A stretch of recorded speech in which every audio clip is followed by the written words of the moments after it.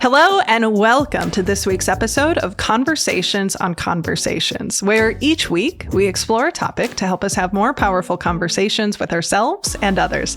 I am your host, Sarah Noll Wilson, and joining me today is my new local friend, Rachel Formaro. Rachel Formaro is the CEO of Blu Pagoda LLC, a consulting and communications company that she founded in 2014.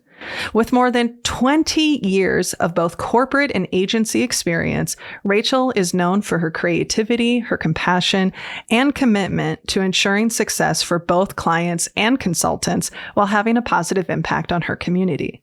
Prior to starting Blu Pagoda, Rachel was a managing director with Charles Schwab for almost 15 years. Before joining Schwab, Rachel started and ran a small advertising agency in Toronto, Canada. Rachel attended the University of Toronto, where she earned a BA in English and History and holds a postgraduate certificate in market research analysis. Outside of her work at Blu Pagoda, Rachel prioritizes her family, community, and well-being. And in addition to being a mom and a wife, she is an active volunteer and board member. She is currently on the board at the Chrysalis Foundation for Women and Girls. Welcome to the show, Rachel. Thank you, Sarah. I'm so glad to be here with you. Yeah, excited. What else do you want people to know about you? However you want to answer that. Yeah, I mean, I am really passionate about advocacy and for women and girls specifically, but also just humans at large. I have been a longtime volunteer with Moms Demand Action for gun sense in America. I lost a friend and client to gun violence, about five or 6 years ago now. And so that's another passion area for me is gun violence prevention.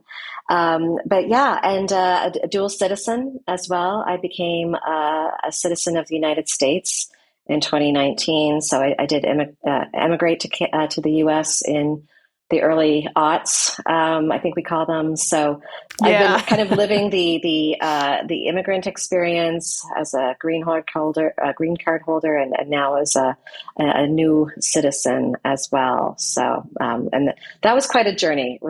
Memorizing 200 flashcards for my immigration interview was I guess an achievement also. Sure, it's we a lot of us might not be able to answer those questions. Sure. That's interesting. Someday maybe we explore the gun advocacy thing. I know that's not what we were planning on talking about today, but I remember saying that in your video. And that's something, unfortunately, it's a very American challenge. Right. Yes. that we're struggling with. Yeah. Though, for those of you who are listening, Rachel and I, our paths crossed because we were both nominated as finalists for an event called the Inspiring Women of Iowa, which was fun to get to meet just amazing people. Definitely. So Rachel, take us back. What's your journey? Mm-hmm. And again, I want to say this sincerely. Congratulations on 10 years of owning your business, because we know that most companies don't make it past year 3 or 4. And so to be a decade in is pretty amazing. Yeah. And thank you for that. In fact, I did, when we turned 3, I did write a blog post about that, because year 3 is one of those milestones where I can't remember the exact statistical number from the Small Business Administration, but it's a high percentage that don't make it past that point. And especially as a woman-owned business as well, just another thing that I'm really proud of, to be turning this 10-year anniversary. So my journey around entrepreneurship, my parents had immigrated from England to Canada when I was a child. My dad, always very entrepreneurial, both of my parents. I grew up watching them have things like a coffee shop that was also an art gallery, while my dad was also, a Xerox photocopier salesman. And you can remember my mom making croissants at like 5 a.m. in the morning for the coffee shop. And me as a very reluctant, awkward teenager being, charged with working at the coffee shop from maybe Sure. 2 times. It became a quick realization that I should not be serving people in a coffee shop. But yeah, so I mean, really kind of grew up in an entrepreneurial family. And again, I think as immigrants to Canada, that I think there's even is a statistic out there that immigrants are more likely to start businesses upon landing in a new country. And so grew up around that, went to college, and my college jobs were either in retail, but also in advertising. I was back in the day what you might have called a girl Friday in advertising. So but to be growing up in that environment, like late 80s, early 90s, was really interesting. Just got exposure to all kinds of different avenues as far as people and work. And really kind of had a knack for it. Started out on the creative side, but I really enjoy people. I, like you, love hearing people's stories and connecting with others. And that kind of pivoted me more towards like account management, as they call it in advertising. And so I started my first advertising company on my own in my late 20s, because one of the things I realized working at an agency, I worked at a lot of good agencies, but there was still kind of not as much of control over your own destiny, which I think was just kind of part of what I grew up with. And so that was the first time I started a company, was back in my 20s. And I guess for me, a lot of people say, oh my gosh, that's so risky. Like even this, when I starting a company, when did I start? I guess I was in my early 40s. No, yeah. When I started Blu Pagoda. I think you wrote 44. Yeah. Which I love. Yeah. And so even to start a company at that age, people are like, oh, that's so risky. But for me, the way I'm made, I'm like, oh, it's so risky to be like, have someone else like in charge of your destiny. Like ultimately, yes, I have clients. They're somewhat in charge of my destiny, but it's still a different feeling. So it's just, again, I think people are just kind of made differently. But I have really kind of embraced the side of being a business owner. It's my accountant once said, I mean, who better to take a risk on? Who better to bet on than yourself? And I was like, damn, that's a really good point. I'm curious, knowing that you spent some time building a company in your late 20s and then again in your early 40s, and now you've been running it for 10 years. How are those two experiences different? Like, what did you do differently the second time around? Because I think about that of like, oh, if I ever start another one, I'll be able to hit the ground running way faster with some of this stuff. Yeah, I think experience comes into play a lot, like and also what I am willing to do the first time as an entrepreneur in my 20s. I would work like crazy hours. I would be stressing like nobody's business. Would take on any project just to kind of keep it going. And I mean, ultimately what happened there, it was a profitable business. I ended up, one of my clients at the time was acquired by a large US company. And so I was hired by that large US company, to integrate the brand into Canada, and then was eventually invited to move to their mothership in San Francisco as an employee. So really, it's interesting. I've only ever had like one client side job. And I did that for almost 15 to 20 years before, like I said, getting that itch again to start something. But I'd say this time around, I was more thoughtful about it. To the point where I was really fortunate to be working for a wonderful woman in my corporate role, And I was able to have a really honest conversation with her. I'm like, you know what? I'm ready to do something new. I've been doing the same role at this company for 8 years. I'm ready to do something. It was great company. I knew in my heart that I would only move on from it if it was to start something of my own. Yeah. Yeah. And so I was able to very thoughtfully leave that company as an employer over a period of time, save up some cushion funding. So I wouldn't be completely stressed out about taking on a first client. And so I think starting in my 40s versus in my 20s was just the amount of thoughtfulness about it, and still like the intention around it as well. I feel like in my 20s, it was to kind of escape an environment that I didn't feel I was flourishing in, versus being intentionally starting something. Yeah, no, that makes a ton of sense. And I can imagine how that's, wanting to lean into it versus escaping from something has two very different feels. Well, one of the things when we asked about potential topics for us to explore that I thought was interesting was this idea that business can be healing. Yes. And I'm just curious to hear more about that because, and whether you own your own business or you're working for someone else, work takes a huge chunk of our life and has a huge impact on our health, our mental health, our physical well-being, our longevity. So I'm just curious to tease that out for me a bit. Yeah. And I have to give a hat tip to Jennifer Armburst at sister.is. I somehow magically came across Jennifer's work. She wrote a document around 12 principles for prototyping a feminist business. And wait. Yeah. What was her name? I want to Jennifer Armburst, Armbrust. And her company is called Sister, and the website is sister.is.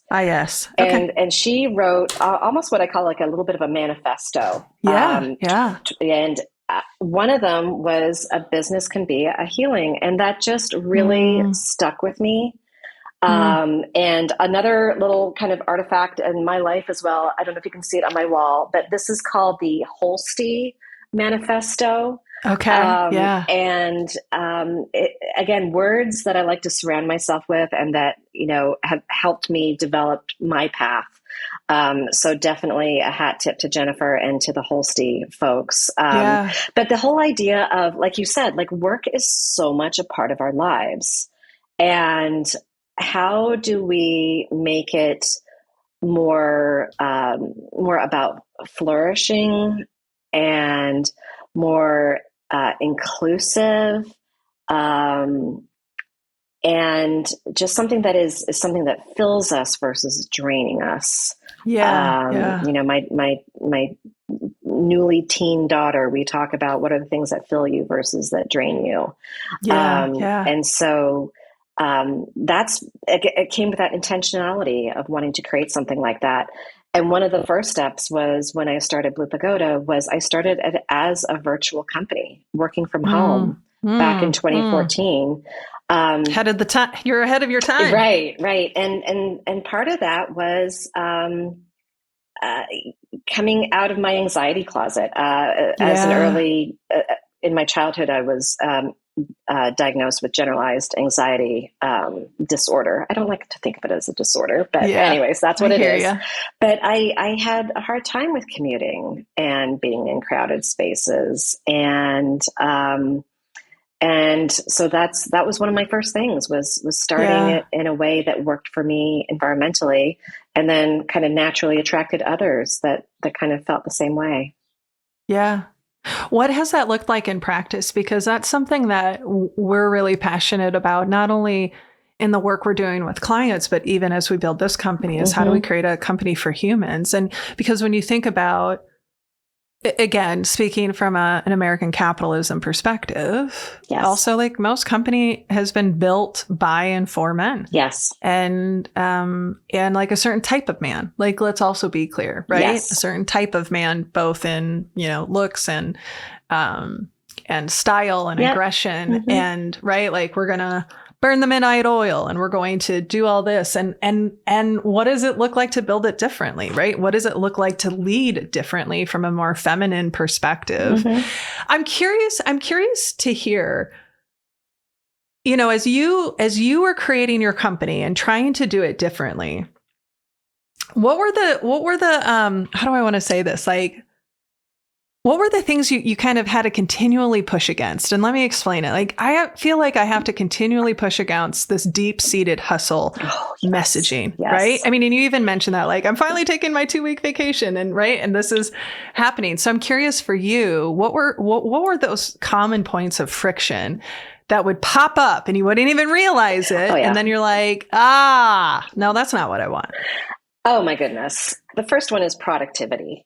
Like, oh yeah. Like I had, and it's taken me a long time. It's really only just recently that even on a weekend, I can be okay with sitting and reading a magazine and not in the back of my head going, I could be productive right now. Whether that productivity is studying for a course or reading a business book or, you know, something that makes me feel like I'm achieving something, being productive. So I think that is such an ingrained factor into our work culture. Is that you must be productive at all times kind of idea.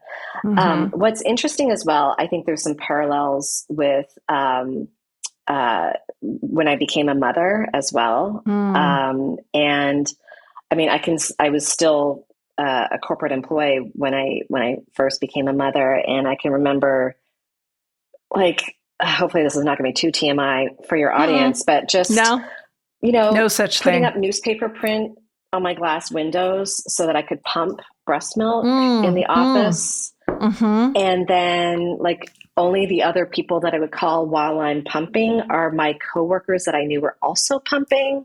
And so I had a moment like, what am I doing? Again, the workforce wasn't built for all types of people. I mean, it's come a long way. It has come a long way. Like, you know, it's come a long way. But also, and again, I really appreciated my employer. They did set up a pumping room and all that kind of stuff. They were doing the best that they knew how. In that capitalist, male-driven environment. But again, I was like, if and when, and it turned out to be a when, I was going to start a business, I was definitely going to focus on doing things differently. But the productivity part is so ingrained. It's really hard to let go of for any of us. And it's so, what do I want to say? Like, pernicious. It's so deep seated. You might actually appreciate this definition of productivity. We were interviewing a few months ago. We had a woman. Her name's Alexis Hasselberger, and she's on the coast. She's in San Francisco, and she's a productivity expert. And it's interesting though, because she goes, but people hear that and they think it's about, like, how do we do more with less, or how do we, like, make our time? And her definition of productivity is, did I do what I intended to do? I love that. Did I intend to sit and relax and enjoy then that's being productive. Did I intend to, spend time with my husband or my wife or my kids? Then that's being productive. And that was such a gift for me, because that's something that I've, Nick is listening to this, and I feel like I've finally gotten to a point of being okay that, like, no, it's okay that I take a nap, and it's okay that I'm not, burning the midnight oil all the time. In fact, I shouldn't be any of the time, like, it's just not healthy for you. But it is just it's so sneaky. It is how it exists. It is. I mean, even with the back in the BlackBerry. Remember the BlackBerry? Oh God, yeah, man, we're really like dating ourselves.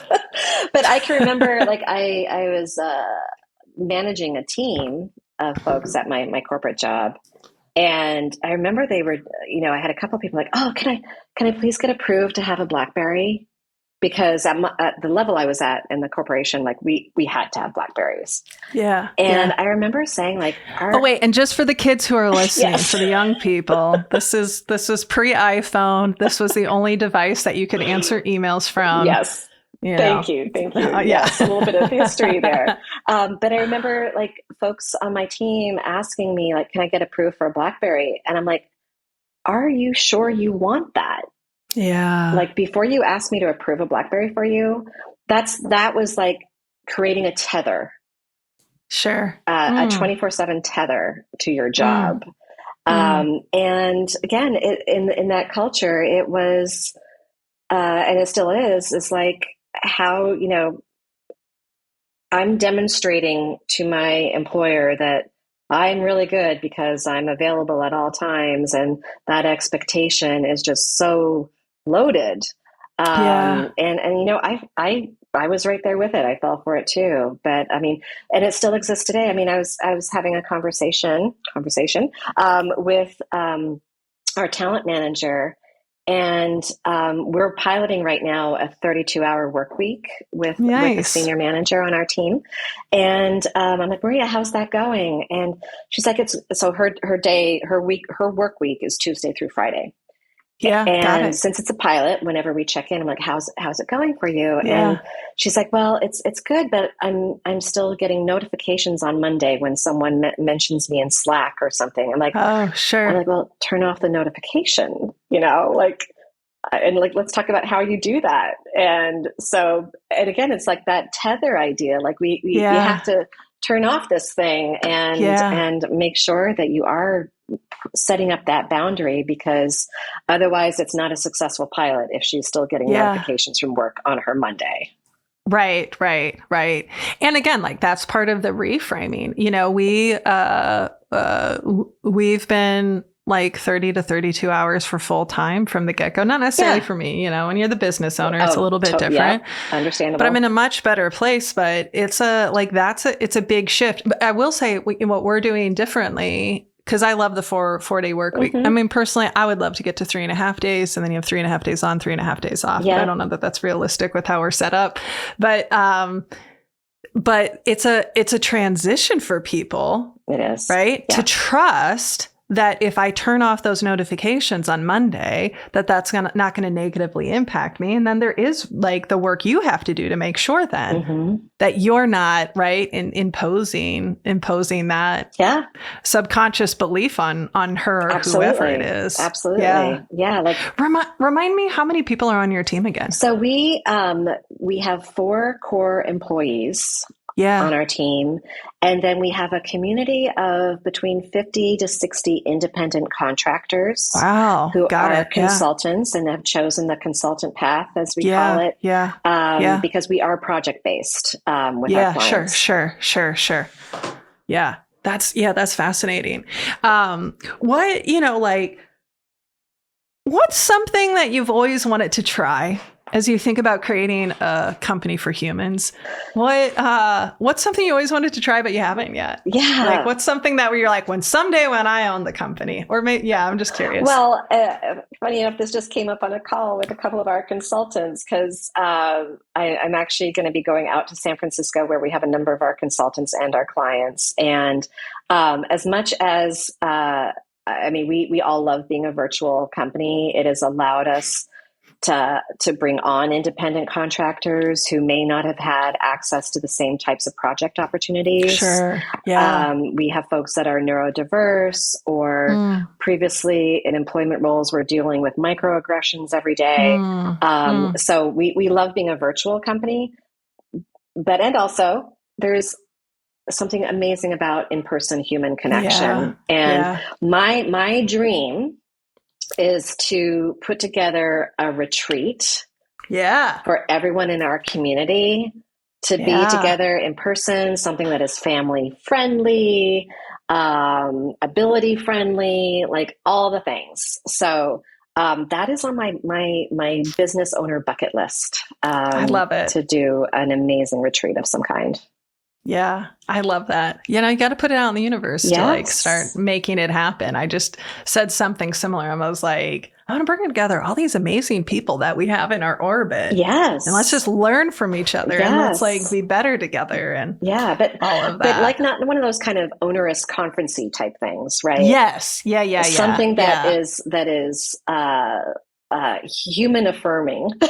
Yeah. Yeah. What a thought. How would you define human affirming? I think that's Well, that's an yeah, like interesting phrasing. just like, again, that's something that works for where people are at. And Yeah. even if it is a hybrid model, maybe there are some people that just are, or introvert friendly as well. Like, who wants to have a grueling 8 hour in person, in your face group thing the entire day? Let's have a space where someone can retreat and just, sit and read a book for a bit. Yeah. So, and just be able to turn off for a little bit versus being Yeah. constantly on. So, I would love to see something like that. Yeah. I love it. How has your business been healing for you? Oh boy. It has, it has allowed me to grow as a person. It has given me the space that I've needed to process grief. Mm. I lost my dad. It'll be 2 years this September. Mm. And my dad, again, a big inspiration, both he and my mom.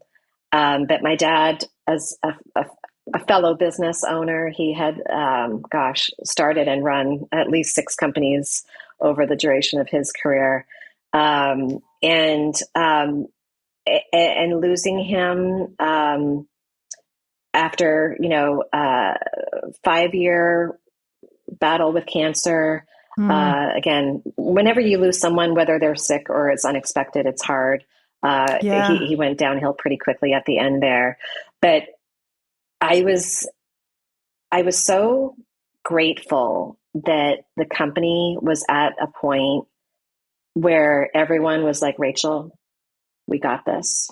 Yeah. Check out for as long as you need to, even clients as well, Yeah. Yeah. And again, I think grief and loss is not something we talk about enough in a Mm-mm. work environment. And being a Gen Xer, and a lot of my consultants are Gen Xers, we're all going through that right now. Our parents are of Sure. a certain age Sure. where either they need care or we've experienced loss in the last 5 years. We've talked about it, and we've talked Yeah. about how to process loss. Sorry, heard of that Canadian in there, No, process. that's okay. No, you say process all day long, eh? We got a lot of Canadian friends that we work with, and That's I always great. love it. Yes, yes. So, I mean, just that is part of the healing in a Yeah. work environment where we're able to talk about it, acknowledge it, not brush it under the carpet. Like, Yeah. I feel like we need to do more of that, of Yeah. acknowledge life and loss, as colleagues, as clients together. So that for me was a really big moment 2 years ago. Yeah. Sure. Um, What was his name? my Or dad's what? name No, was his Paul Bates. Paul. Yeah, Okay. yeah, I always just like to hear. Well, I'm so sorry that you lost him. And yeah. Thank it's, you. I was talking to somebody and they're like, it's hard because it's like you lose a North Star You do. You really do. a bit. Yeah, And you just find new ways to move forward with grief. But I think it's made me a better business owner, yeah. and a better human for being able to acknowledge that experience. Other ways, it's been a healing. Having my family involved as well. Mm, I want mm. to acknowledge that one of the first employees that I established next to me in the company was my husband. Okay. Yeah. Stole him from Wells Fargo. Yeah. Thank you, Wells Fargo. So he is in our CFO role, and he's a Okay. real kind of check and balance for me. Again, he's not a risk taker. Yeah. But it's having my family involved as well has in interesting ways been a healing as well. Yeah. Yeah. It is something, I mean, like a couple of things that I want to just reflect on is, first when you talk about human affirming, it's all the things we experience as humans. And so often we just, well, here's your 1 day of bereavement, right. or here's your 3-day, and only for people who are fit these roles. When it's like family looks so different, and there's chosen family, and there's right. And how do we, something we talk about a lot is just that, like, being okay that there might be some weeks where we just don't have it in us. Absolutely. And so someone else steps in, and then when they're struggling, we step into their place, instead of it being this like rigid, you have to work this many hours or you have to produce this many widgets. And I recognize that that's something we're fortunate to have, that flexibility, because that's not true of all organizations. Yeah. But and it is, I'm curious, like, hearing you talk about being able to include your family on it, not everyone wants to work with their family. Absolutely. And I get it. But also there's something really cool I have found there's something really cool, and I'm curious how this aligns with your experience, to create something that can have an impact on the people who I love most. Even if people are supporting part-time or from a contracting perspective, it's really neat to go, hey, let's like I'm building this, come along for the ride and help me make it better. Yeah. I could not agree more. I so appreciate the fact that I get to work with family and non-family, all people I love. There are some consultants I've been working with for so long. They are friends, and it is, I try not to get weepy, but to be able to say, you can, we're very pro weepy here. So you just lean into those tears. Yeah. I mean, just to be able to say, there are some consultants that when we hang out, we say, I love you. Yeah. Yeah. And these are not family members. And I know that sounds, for anyone in HR who might be listening, that might be somewhat creepy. It's not a creepy I love you. It is just, I respect you. I love you. Yeah. I appreciate you. Like, and being able to work with people that, are dear friends. Why not work with people that you care about? Yeah. Why not? I mean, how many, I can't remember, was it 4,000 Weeks? What's that book that we generally have on the planet? 4,000 Weeks. Like, why not spend time with people that you really respect and care about and want to spend time with? And there's certainly a flip side, a darker side to family businesses that I'm sure we've all seen and observed in the media. But there is some good in it as well. And I think as growing up, again, observing my dad, I think me and all of my sisters, I have 2 sisters, younger sisters, we all kind of figured out almost subconsciously, if we wanted to spend time with dad, it was going to be working with him.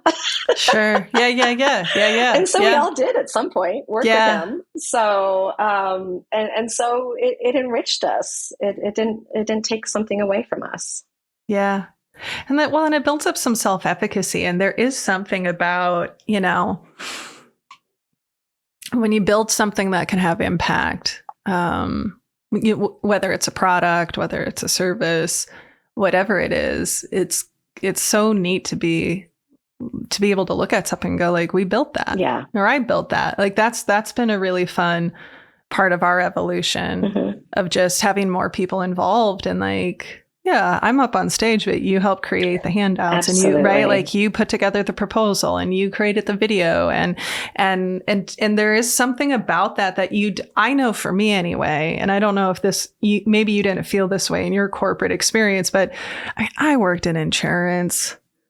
Insurance just did nothing for my soul. Right. It wasn't like I left home and went, man, really made sure that agent got his his money, and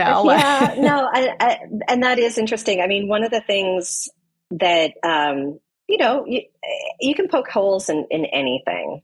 I mean, our prime client space is financial services. Okay. Sure. Okay. And we're not saving lives. Props to all the people saving lives. It's not something that I can do. But what I do value and what we do, and it's part of our mission, is to help people sleep better at night. Even if that is someone working at a financial services company, they're still human beings. Yeah. And they're people that we care about. Like, does the world need another checking account? Maybe, maybe not.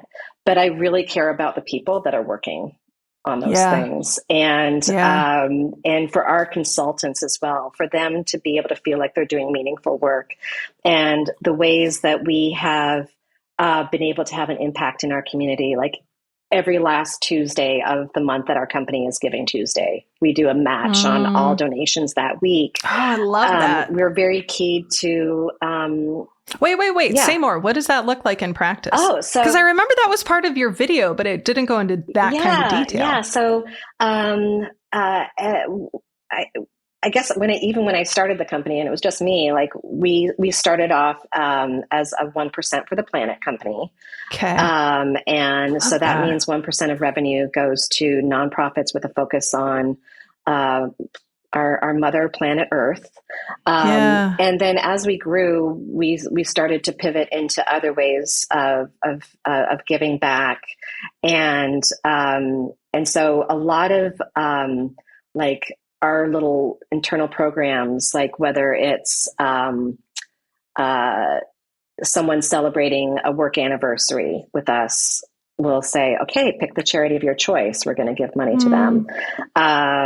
Or we, if folks want to recognize one another for great work or helping out, they can nominate someone to get a match on a donation. So the last Tuesday of every month, folks on our team, in our community, can nominate a nonprofit, and we'll do up to $1,000 match every month. Nice. And so that has been important to us. It has exposed us to a number of different nonprofit organizations across the country, because our folks are across the country. And being able to align with different causes that are important to our team, whether that is causes around autism or LGBTQ plus or reproductive rights and freedom. I mean, it's opened up our world and our connections to things that maybe not have seen were we not doing those types of activities. I love that. What I love about that is that it's so simple, manageable, and impactful. Yeah. And, and like you said, you're getting exposed, and likely those organizations are, getting people who are learning about them. Yeah. I mean, now I have to ask the question, what are the other little things you're doing?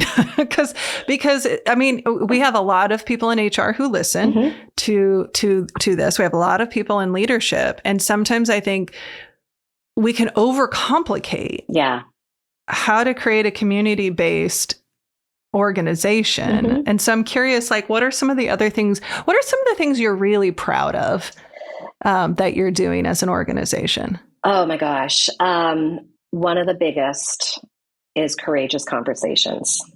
Yeah. Once a month, and this was a little brainstorm. There's a wonderful woman on our team, Valencia Gibson. She is based out of Arizona. She's one of our project management consultants. But in addition to being a wonderful project manager, she has a passion for diversity, equity, inclusion, and belonging. And so we, in addition to the project work that she does for her clients, we have hired Valencia to run some of our internal DEIB programs. And so we were talking one day, wouldn't it be neat if, and she came up with this idea of courageous conversations, where once a month we get all of our consultants together. It's of course optional. They're independent contractors. They have sovereignty over what they want to spend their time on. But we offer this courageous conversation where we take a difficult topic and we talk about it as a team, and we share our feelings and how can we make things better. I mean, we have covered topics like microaggression in the workplace, We have covered topics like healthcare and why is healthcare different for people based on your skin color or your orientation. We have taken topics like defunding the police after George Floyd. So we take really interesting, challenging topics to talk about in a group. We create a psychologically safe space for that. And it is, I kid you not, one of the best hours of my entire month. It is so inspiring to me, and it's inspiring to me that we have a community of our consultants and our employees that are up for this, that are up for it, and want to actively change the narrative around things that we're seeing in the world. So I get a little passionate about it. No, again, don't ever apologize for that. One of the things that's striking me is, I really appreciate how you use the word community, because it can be so easy when people are working with, people who might be in a contracting position. Like we call them our strategic partners, right? Mm-hmm. These are our strategic partners. But it's so easy for companies to treat contractors so transactionally. Yes. And I know it's very intentional, the language you're using, and also including them. I mean, that's the other thing. So I love this because, you're a few years ahead of me. And so it's fun to hear about what you're doing and not playing by the rules of like, well, no, you only invest in your W-2 employees and they're the only ones who get these opportunities. Like, not every job is going to be full of people who are employed in a certain way, Absolutely. But we all can benefit from it. What has the response been to the larger community? Because I would imagine, people who come to work with you mm-hmm. are, because they know you, they know your values, they know what you're passionate about, what kind of impact that, it's likely people who are drawn to similar, but I would imagine that sometimes that's not always the case around certain topics and how do you navigate that? Yeah. Well, it's interesting. We have had, over the last 10 years, once in a while, a potential consultant will come to us, and usually the reason that they don't want to stick to it is more about the risk of being an independent contractor versus being an employee. So I've had people say, Rachel, I need to be around people all day long in an office. I'm like, okay, sure. I'm glad that you had this experience and you learned that. No problem. Yeah. And I still stay in touch with those people, a couple of individuals who are like, hey, I really discovered I really need to be around physically people. I'm like, I totally get that. Or I need the structure. Or I need the structure. Or I need to know that I'm getting a paycheck, every 2 weeks. Yeah. Totally understand that. There have been cases where, especially early on, where I have decided not to continue with a client because their values didn't align with us. So that has been challenging. And then even just working with clients to understand sometimes what it's like to work with maybe some non-traditional working styles. I mentioned neurodiversity. We have several folks on our team who have ADHD or just think differently. And we leverage that as much as possible as a strength for them. But sometimes it's not always what a client is going to expect from somebody. And so it's a delicate situation at times. I have to laugh because I think, I don't know if they did this in the US, but when I was in high school, they did these vocational propensity type tests, like what should you be when you grow up?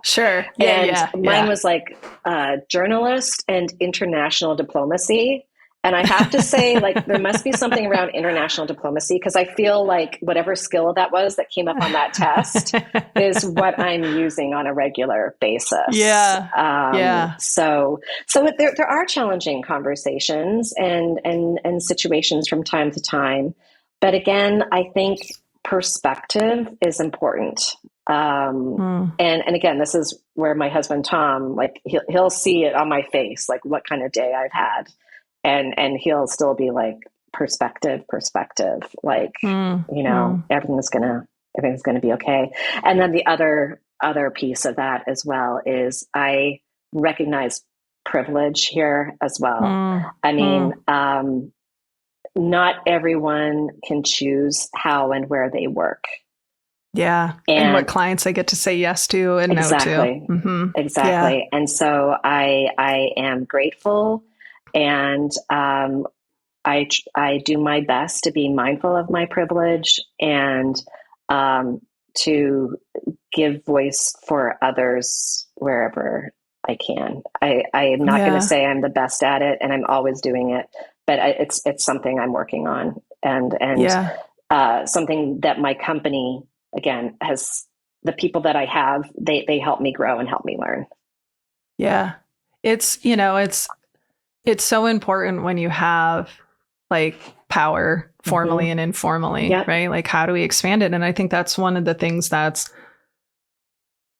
a cool opportunity we have for building our own business is we get to do it our way. Yeah. We get to, we can create the spaces differently. We can make changes maybe more quickly. We can, I will say that is certainly something I'm like, I will never work for another person again. That doesn't mean I wouldn't partner with somebody, but I'm like, I will never work for another person again. Simply because I love the opportunity to say, how do we do this better? And then how do we include more people in it that might not normally have access to that kind of flexibility and that kind of opportunity? And, so what else is possible? And I appreciate you naming that privilege, right? Like even though I always look at it as an act of courage to say, we're not going to work with these clients, it's also an act of privilege. Absolutely. It's not everyone's in that position. But boy, is it a powerful place to say, this is what we stand for. Yeah, absolutely. What, for anyone who's listening, who's maybe on the fence or thinking about maybe starting a business someday, and maybe they're having the same thoughts we are of like, if I owned a business, this is how I would do it differently. What would you say to them right now? I would say if it feels like it's a risk, there's the reward on the other side. Like the reward is the other side of risk. And honestly, not a day goes by where I don't still remember that if anything, like, let's say we lost all of our clients or something like that, I would still do what I needed to do for my family. I would take a job. I would do what I needed to do. You're not signing your life away by starting a business. Yeah. Try it a little bit and see how it feels. And create a positive support network around yourself. Spend time with people that believe in you, that you can do this. I have benefited from that. I had a family that believed I could do it, friends who believed I could do it. And again, like I remember when I even took my first employment job out of college, and I was talking to my dad about it, and I was nervous about it because I'm like, oh my God, like I'm going to sign this employment contract. And he said, you're not signing your life away. This is just today. Maybe you do it 2 years, So it can feel very final and, all of that, but there's risk inherent in going out your front door every day. And what if it goes well? That's what I'd say. I love it. Yeah. Well, Rachel, since you are a first-time guest, we have to wrap up with the question we ask everyone the first time they join, which is, what was a conversation you had with yourself or with someone else that transformed you? That is a great question. I think some of the conversations with my husband, Tom, like he is, he's very progressive. And he has had me think in some different ways. Like, I'm just gonna one thing, and he's like, "Don't talk about this," but I'm gonna talk about it. So he's a white man in his 50s. Yeah, and he's a good guy. I mean, he is a feminist, and he has been dealing with getting painted by a brush of old white dudes. And him coming to me and saying to me sometimes, where my patriarchy smashing can sometimes feel like a really broad paintbrush to him. And him coming to me with his, seeking my compassion around that, that was transformative for me. Sure. And again, it comes down to, we're all human, and we all want to flourish, and to not be so categorically determined against something at times. So. Yeah, sure. Yeah. Well, and it's and I'm in an opportunity for, to get curious even within that discomfort too. Yeah. And like, what's the role he's willing to play? And yeah.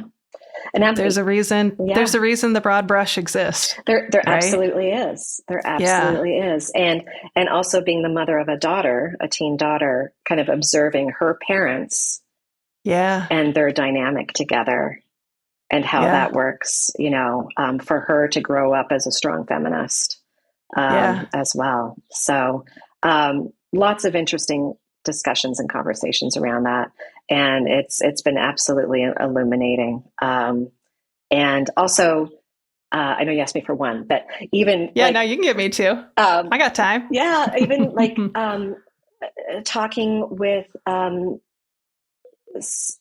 consultant friends on our team who are women of color.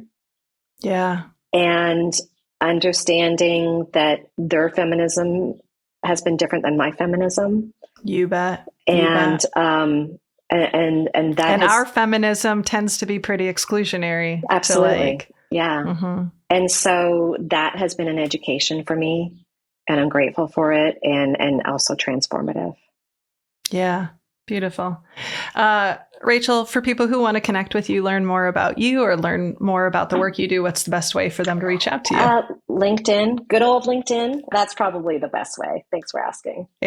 Yeah, absolutely. Rachel, thank you so much for saying yes to my crazy invitation at our event and coming on and talking about all the work you're doing and giving us some really, really great, tangible, even like on a micro level, things we can do that can have macro impact. So thank you so much. Thank you. My absolute pleasure. And congratulations to you also on being a finalist for the Inspiring Women of Iowa. What an incredible event. Absolutely. I mean, can we just I want to be in a room celebrating women every day of the week. I agree. In fact, I was going to follow up and say, how do we just get together and keep doing this? Because this is inspiring. Yeah. No, for sure. Well, we'll just need to make that happen. Well, thank you again for being on the show. Thank you. Our guest this week is Rachel Formaro. One of the things that I'm thinking about is that idea of all the ways that I might stay tethered to work. I appreciated that language, that in a human affirming space. I think there's a lot of fun things to think about with that. And as always, we want to hear from you. What resonated for you? What came up for you? What are you doing differently as a result of this conversation? You can always shoot me a message at podcast@sarahnollwilson.com, where I read and respond to everything personally. And if you want to support the show, Please be sure to rate, review, and subscribe to the show on your preferred podcast platform. This helps us be able to increase exposure and continue to have great conversations like the one we did today. And if you're interested in sponsoring us from a more financial perspective, you can become a patron. You can go to patreon.com/conversations where your financial support will go to support the team that makes the show possible. You'll get early episodes, ad-free episodes, and you'll get some pretty cool conversations on conversation swag. Speaking of the team, let's give a big shout out to our producer, Nick Wilson, to our sound editor, Drew Knoll, to our transcriptionist, Becky Reinert, to our marketing consultant, Jessica Burge, and the rest of the Snowco crew. And finally, just a huge thank you to Rachel Formaro for showing up and sharing some of the great ways that she's building her company to be a more positive place for humans. And that, my friends, wraps up another episode of Conversations on Conversations. Thank you all so much for listening. And remember, when we can change the conversations we have with ourselves and others, we can change the world. So till next week, please be sure to rest, rehydrate, and I'll see you again soon.